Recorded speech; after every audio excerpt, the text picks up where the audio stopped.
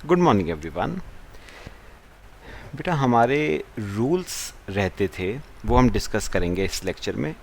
काफ़ी हमने पढ़े हुए हैं, एक गो थ्रू मारेंगे। बेटा देखो, provisions contained in companies registration of charges rules 2014।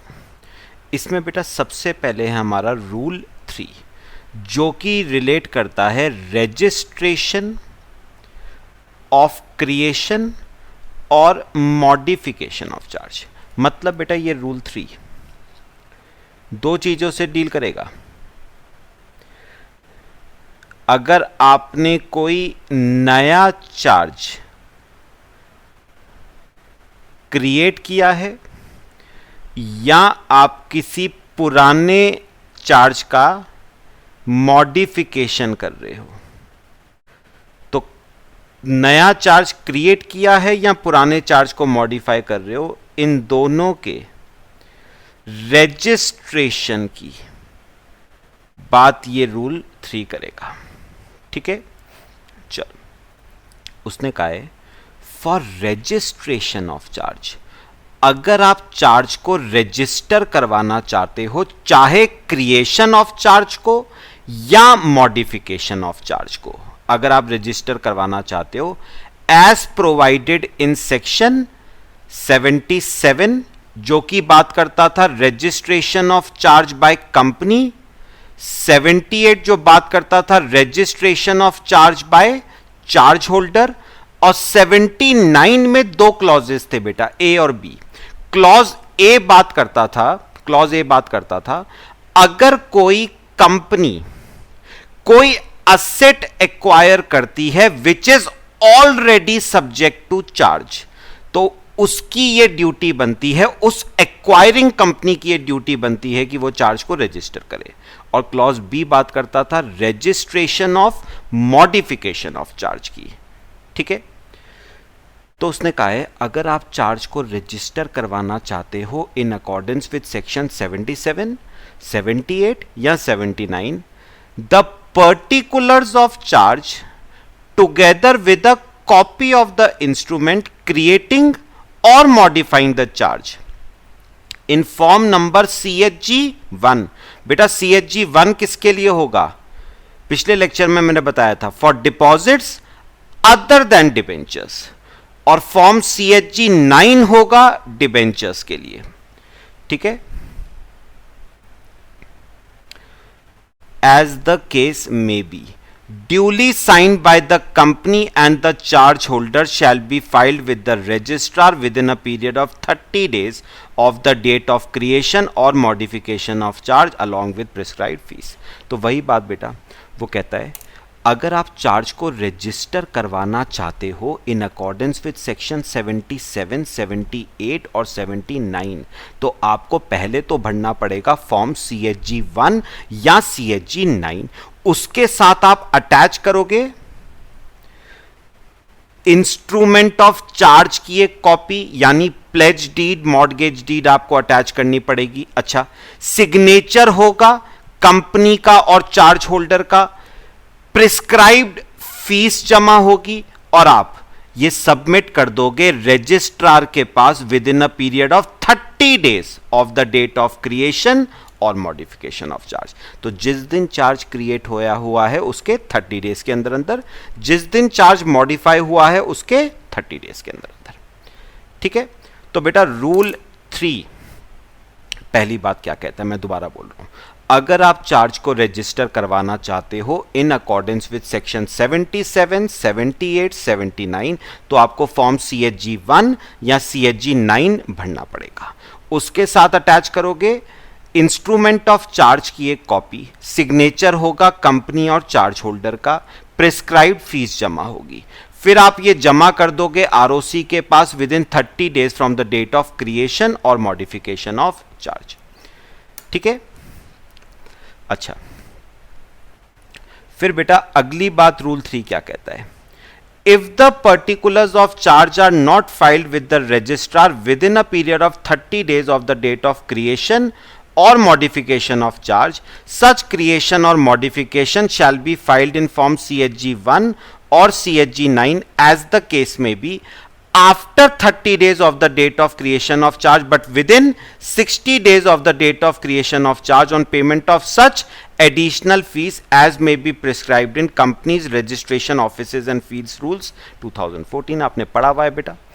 उसने क्या कहा, अगर आप चार्ज को रजिस्टर नहीं करवा पाए within 30 days from the date of creation और मॉडिफिकेशन, तो उस केस में आप 60 डेज के अंदर अंदर, 60 डेज कहां से, from the date of creation और मॉडिफिकेशन, मतलब एडिशनल आपको 30 डेज और दिए गए हैं, तो और एडिशनल 30 डेज में आपको फॉर्म CHG1 या CHG9 आपको जमा करवाना पड़ेगा अलोंग विद एडिशनल फीस। और वो एडिशनल फीस बेटा कितनी लगेगी, वो प्रिस्क्राइब्ड है कहां पर, companies registration offices and fees rules 2014।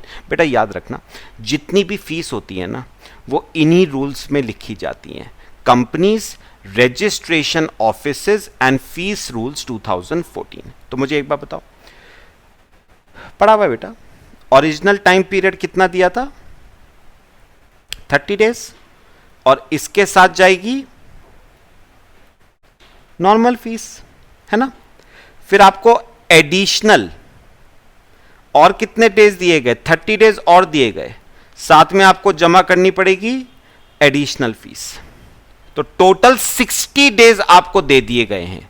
अच्छा, फिर अगर बेटा 60 डेज में भी कोई पर्सन, कोई कंपनी चार्ज को रजिस्टर नहीं करवा पाती, तो after 60 days of the date of creation of charge but within a further period of 60 days, तो एक बार बताओ, अब फर्दर आपको और कितने डेज और दिए गए थे बेटा, 60 डेज और दिए गए थे, लेकिन उस केस में आपको फीस देनी पड़ेगी एड वैलोरम बेसिस पे, एड वैलोरम फीस लगेगी आपके ऊपर, और वो भी कहां पर स्पेसिफाइड है, companies registration offices and rules 2014।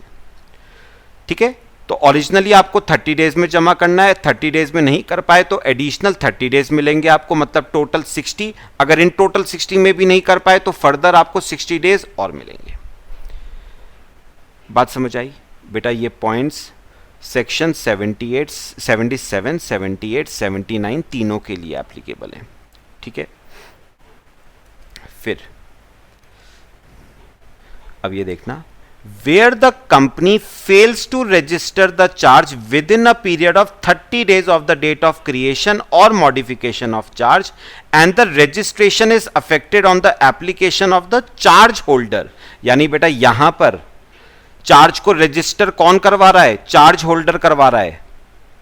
Registration of charge by charge holder, बेटा हमने सेक्शन 78 में पढ़ा था, देखो क्या कह रहा है वो, such charge holder is entitle to recover from the company the amount of fees paid by him to the registrar for the purpose of registration of charge. तो याद रखना, अगर कंपनी के बिहाफ पे चार्ज होल्डर चार्ज को register करवाता है और फीस पे करता है तो उस फीस का रीइंबर्समेंट वो कंपनी से क्लेम कर सकता है, क्योंकि चार्ज रजिस्टर करवाने की जिम्मेदारी चार्ज होल्डर की नहीं थी बल्कि कंपनी की थी। तो फीस जानी कंपनी की जेब से चाहिए थी, लेकिन गई किसकी जेब से, चार्ज होल्डर की जेब से। तो चार्ज होल्डर के पास ये राइट है कि वो कंपनी से उस फीस का रीइंबर्समेंट क्लेम कर सकता है। बेटा सेक्शन 78 में पढ़ा था। फिर a copy of every instrument evidencing any creation or modification of charge and required to be filed with the registrar in pursuance of section 77, 78 और 79 shall be verified as follows। बेटा ध्यान से सुनना, ये एक नई बात है जो हमने सेक्शन 77, 78 और 79 में नहीं पढ़ी थी। वो रूल्स में कवर्ड है बेटा, सेक्शन में तो नहीं लिखी थी उन्होंने वो बात, वो रूल्स में लिखी है। अब उन्होंने क्या कहा है कि जब आप चार्ज को रजिस्टर करवाते हो तो आप फॉर्म CHG1 या CHG9 आप सबमिट करते हो, उसके साथ आप सबमिट करते हो इंस्ट्रूमेंट ऑफ चार्ज। आप सबमिट करते हो इंस्ट्रूमेंट ऑफ चार्ज। उन्होंने कहा जो इंस्ट्रूमेंट ऑफ चार्ज आपने सबमिट करा है हम उसे वेरीफाई करेंगे, चेक करेंगे क्या वो सही है या नहीं। पॉइंट क्लियर हुआ? तो जो इंस्ट्रूमेंट ऑफ चार्ज मतलब मॉर्गेज डीड, प्लेज डीड आपने फॉर्म CHG 1 या CHG 9 के साथ सबमिट करी है उसे वेरीफाई करा जाएगा। ठीक है, कैसे? सुनो ध्यान से बेटा। उसने कहा where the property is situated outside India. तो अगर बताओ बेटा प्रॉपर्टी कहां पर सिचुएटेड है? इंडिया के बाहर सिचुएटेड है, मतलब जो प्रॉपर्टी आपने गिरवी रखवाई है वो इंडिया के बाहर सिचुएटेड है, तो उसे वेरीफाई कैसे किया जाएगा? The copy shall be verified by a certificate issued. बेटा एक बात सुनो, अब आपको उन्होंने एक बात और कही है, ध्यान से सुनना बेटा। उन्होंने कहा है फॉर्म CHG 1 या CHG 9 के साथ आप क्या सबमिट करते हो? इंस्ट्रूमेंट ऑफ चार्ज की एक कॉपी आप सबमिट करोगे। अब ये कॉपी सही है नहीं है? ठीक है, इसके लिए आप एक क्या करोगे? आप एक सर्टिफिकेट भी दोगे, आप एक सर्टिफिकेट दोगे। ठीक है, उस सर्टिफिकेट से पता चलेगा कि ये इंस्ट्रूमेंट ऑफ चार्ज की कॉपी वाकई में सही है। और वो सर्टिफिकेट जो दिया जाएगा ना बेटा, वो होना चाहिए या तो under the seal of the company, मतलब जो सर्टिफिकेट है उस पे कंपनी की कॉमन सील लगी होनी चाहिए अगर है तो। अगर नहीं है तो under the hand of any director और CS कंपनी सेक्रेटरी और N authorised officer of the charge holder. या फिर बेटा या तो आप ऐसा सर्टिफिकेट दो जिसके ऊपर कंपनी की कॉमन सील लगी हुई हो, अगर है तो। अगर कॉमन सील नहीं है तो सर्टिफिकेट पे सिग्नेचर होना चाहिए, किसका? डायरेक्टर का या कंपनी सेक्रेटरी का या चार्ज होल्डर के यानी बैंक के किसी ऑथराइज्ड ऑफिसर का। अगर इनका सिग्नेचर है तभी हम उस सर्टिफिकेट को, हम उस इंस्ट्रूमेंट ऑफ चार्ज को वैलिड मानेंगे। अच्छा, या फिर बेटा या फिर under the hand of some person other than the company who is interested in charge, या फिर किसी ऐसे पर्सन का चार्ज हो अदर देन कंपनी जिसका, या मेरी बात सुनो, ऐसे किसी पर्सन का सिग्नेचर हो कंपनी के अलावा जिसका उस चार्ज में क्या है? इंटरेस्ट है। तो बेटा एक बात सिंपल है, सुनो। उन्होंने कहा फॉर्म CHG 1 CHG 9 के साथ आप इंस्ट्रूमेंट ऑफ चार्ज की एक कॉपी सबमिट कर दो और एक सर्टिफिकेट भी अटैच करना। ठीक है, वो सर्टिफिकेट इस बात का सबूत होगा कि आप एक्सेप्ट करते हो कि जो इंस्ट्रूमेंट ऑफ चार्ज की कॉपी आप हमें सबमिट करवा रहे हो that is true and correct. ठीक है, सर्टिफिकेट या तो बेटा कंपनी का कॉमन सील लगी होनी चाहिए, या सिग्नेचर होना चाहिए डायरेक्टर का या CS का या चार्ज होल्डर के किसी ऑथराइज्ड ऑफिसर का, या फिर उस पे सिग्नेचर ऐसे पर्सन का होना चाहिए जिसका उस चार्ज में इंटरेस्ट है एक्सेप्ट कंपनी। ठीक है, ये होगा अगर प्रॉपर्टी सिचुएटेड आउटसाइड इंडिया है। Where the property is situated in India, अगर प्रॉपर्टी बेटा इंडिया में सिचुएटेड है, the copy shall be verified by a certificate issued under the hand of any director, CS और any authorised officer of the charge holder. तो यहां पर बेटा simple है, अगर प्रॉपर्टी इंडिया में सिचुएटेड है तो सर्टिफिकेट पे कॉमन सील वगैरह नहीं चाहिए, सिग्नेचर कर देना डायरेक्टर या कंपनी सेक्रेटरी या चार्ज होल्डर का कोई ऑथराइज्ड ऑफिसर।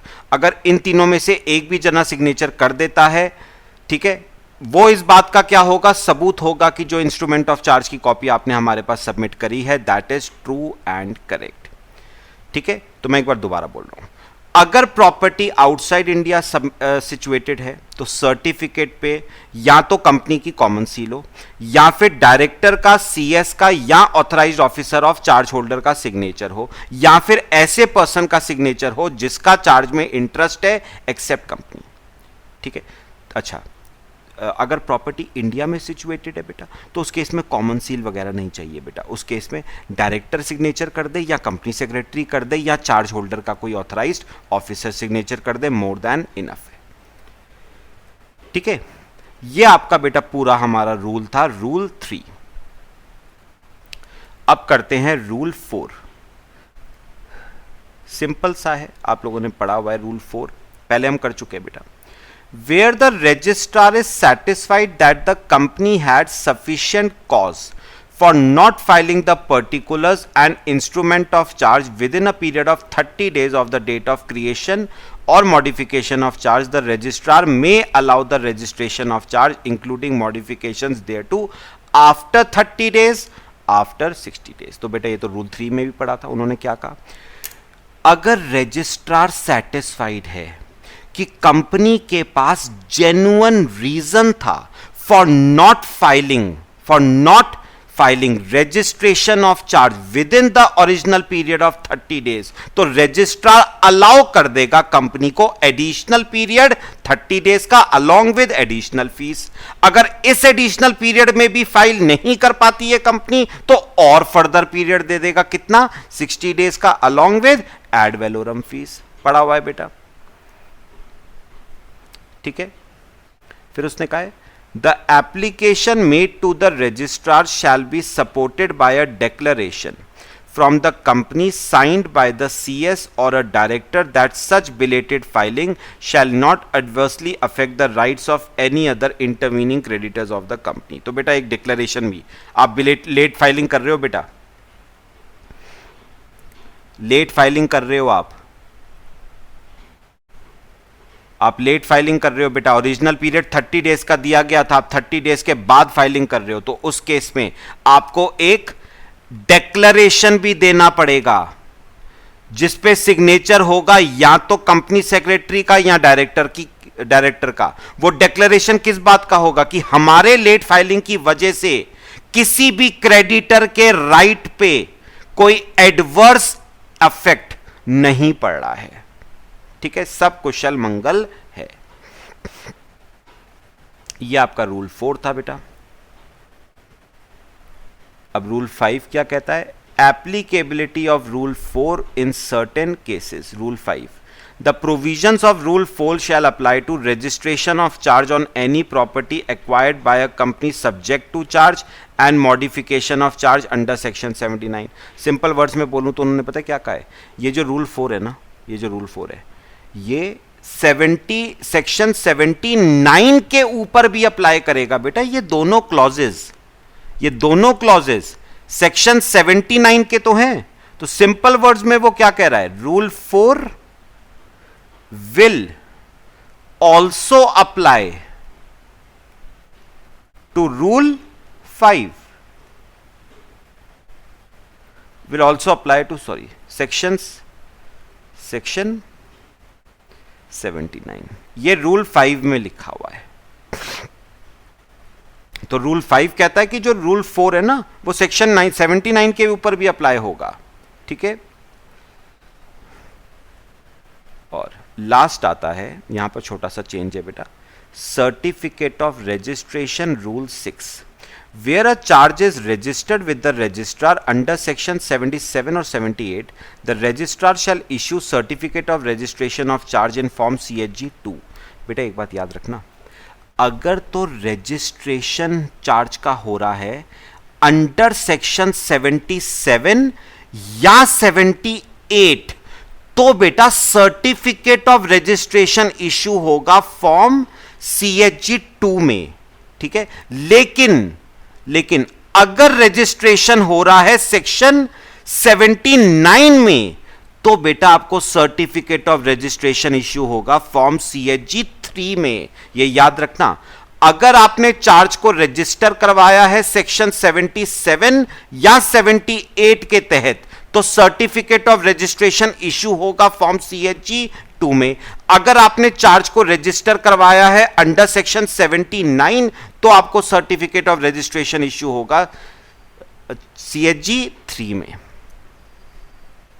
ठीक है, और certificate of registration of charge issued in form CHG 2 and CHG 3 is a conclusive evidence that requirements of chapter 6 कौन सा है बेटा, यही वाला जो हम पढ़ रहे हैं, registration of charges and rules made thereunder, ये जो रूल्स हमने पढ़े 3, 4, 5, 6 हैव बीन कंप्लाइड विद। तो बेटा एक बात याद रखना, ये जो सर्टिफिकेट ऑफ रजिस्ट्रेशन आपको इश्यू हो रहा है ना फॉर्म CHG 2 CHG 3 में, ये एक कंक्लूसिव एविडेंस है। कंक्लूसिव मतलब क्या हुआ, पुख्ता सबूत है। ये एक पुख्ता सबूत है इस बात का कि कंपनी ने सेक्शन 77, 78, 79 के प्रोविजंस को कंप्लाई करा है और जो रूल्स गिवन हैं, जो रूल्स प्रिस्क्राइब्ड हैं बाय सेंट्रल गवर्नमेंट, वो भी कंप्लाई किए गए। ठीक है बेटा,